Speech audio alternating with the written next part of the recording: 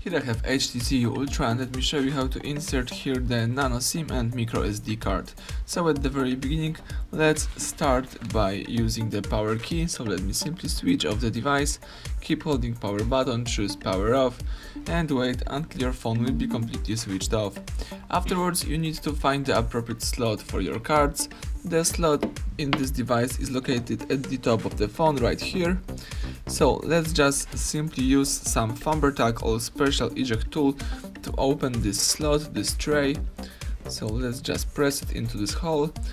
Right now you can remove the whole tray from your device. Let me do it. And as you can see here, you can insert the Nano SIM and micro SD card. So let me do it. At first, let's insert the Nano SIM. This is the Nano SIM with the characteristic edge right here. Let's put this card in that position. Then let's insert the micro SD with the characteristic edge right here and put this card in that position.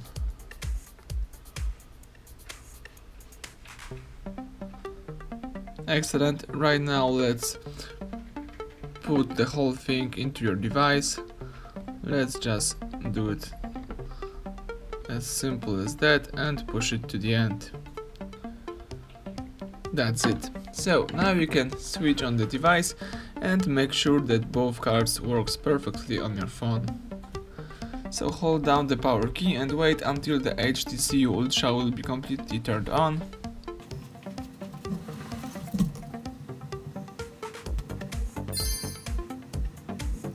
If you have a pin on your SIM card, you have to enter your pin. So in my case, let me do it. Tap OK. And that's it. As you can see, let's choose apps icon, find settings. You can scroll down and select the storage. It should be located under the phone tab. Choose storage. As you can see, the device is reading our SD card. The phone is also connected to one of the mobile networks, so it means that both cards works perfectly on our phone. Thank you for watching. Please subscribe our channel, leave thumbs up under the video.